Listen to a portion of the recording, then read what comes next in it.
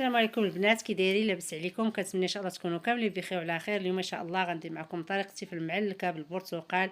كتجي زوينه بزاف، كتجي رائعه لا في الشكل ولا في المذاق.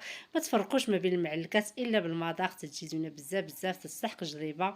البنات المبتدئات غير جربوها غتولي معتمده عندكم. الطريقه اللي هي سهله وبسيطه ومكونات موجوده في كل بيت. الى عجبتكم ما تبخلوش عليها بلي لايك وابوني واشتركوا في القناه لكم الجديد. بارطاجيو فيديو مع عائلتكم وصحابكم باش فائده على الجميع. فضلا منكم ليس امر. الله يجزيكم بخير بصحتكم وراحتكم. ندوزو طريقه تحضيرها نتوما معايا. نبداو على بركه الله. عندي هنايا كاس ديال السكر سنيده، كاس الا ربع ديال الزيت، كاس ديال الكوك نوعيه جيده اللي كيكون ميدم. عندي نص كاس ديال العصير ديال الليمون اولا البرتقال، 500 غرام ديال الدقيق، خماره فيها 8 غرام، جوج بيضات، عندي قشور ديال جوج برتقالات اولا الليمون، عندي هنا ساشي د الفاني. ندوزو لطريقه التحضير، تبعوا الفيديو حتى الاخير. الغريبه ديالنا كتجي زوينه بزاف، كتجي رائعه. هانتوما معايا. ثم بعد ما جبت البول ديالنا على الشكل هذا غنوضعوا البيض. ثم ندير كاس ديال السكر سنيده. غريبه ديالنا البنات ساهله، المكونات ديالها بساط وكتجي رائعه. غير تبعوا الفيديو حتى الاخير. هنايا غنديروا الساشي د الفاني وغادي نخلط المكونات على الشكل هذا. البيض مع السكر سنيده مزيان، تنسجموا الخليط. كاس ديال الزيت على الشكل هذا. غنديروا قبصه ديال الملحه واحد شويه تساعدنا الذوق. صافي هنا غنخلط المكونات مزيان. نسجمنا الزيت مع السكر سنيده والفاني. طريقه سهله البنات وبسيطه ودغيا تتوجد. كنتمنى ان شاء الله تعجبكم وتجربوها بصحتكم وراحتكم. الا عجبتكم وصلها لاكبر عدد في اللايكات. الله يجازيكم بخير. صافي هنا غنخلط المكونات على الشكل هذا. هنا غادي نزيدو عصير ديال البرتقال اولا الليمون، كل واحد جوج تيقول له. غنزيد قشور ديال جوج ليمونات، حنا مولفين كنقولوا الليمون، كاين اللي كيكون ليتشين، كاين اللي تيقول البرتقال. صافي غنخلط المكونات على الشكل هذا.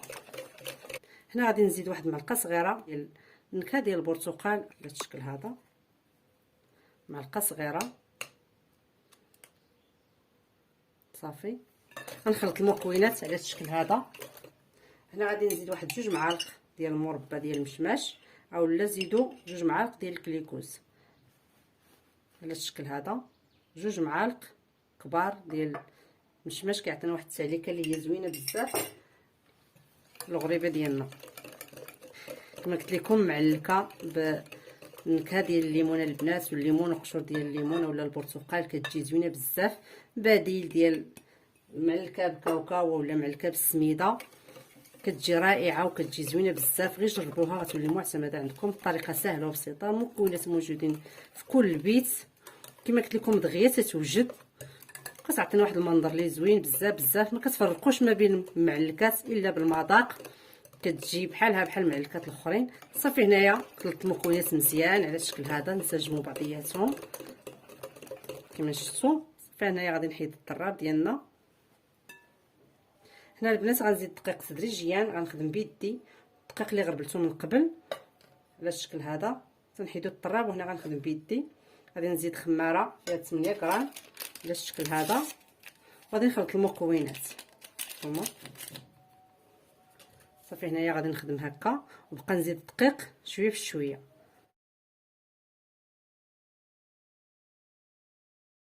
صافي هنايا البنات كندخلوا الدقيق تدريجيا على الشكل هذا. صافي كنبقى نزيد وندخل، ما ديروش الدقيق في مره. الخليط ديالنا ما غيجيش قاصح البنات، غيجي تيتلصق واحد شويه باش تجيكم الغريبه ديالكم اولا المعلكه رائعه.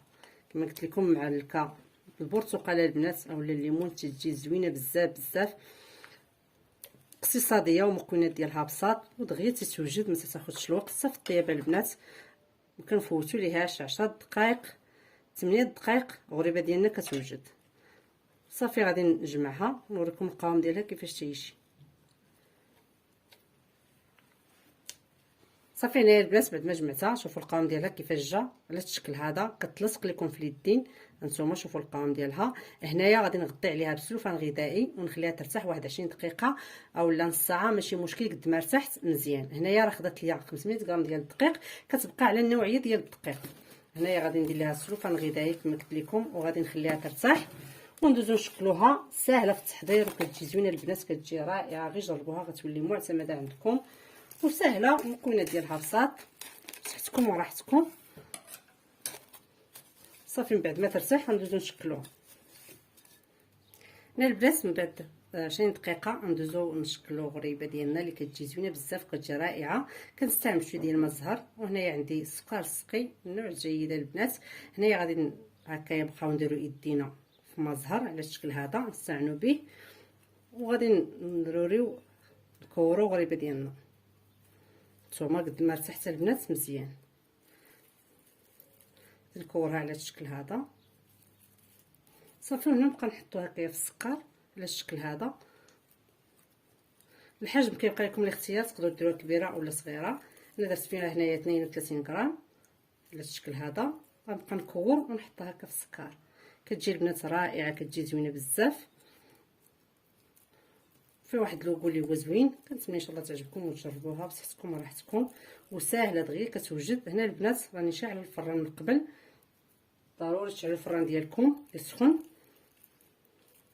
صافي غادي نبقى نكور ونحط هنايا.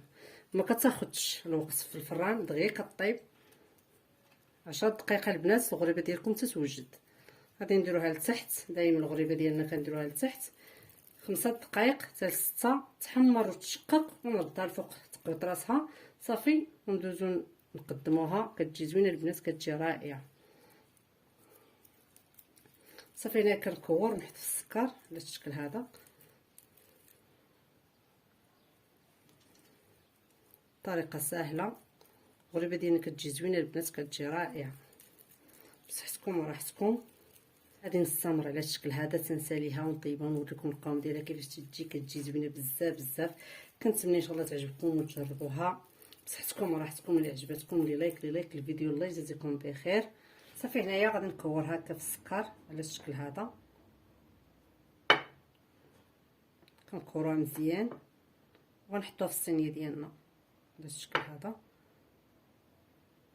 صافي نحطو في الصينيه، كنكونوا فرشنا ليها الورق ديال الطهي على الشكل هذا.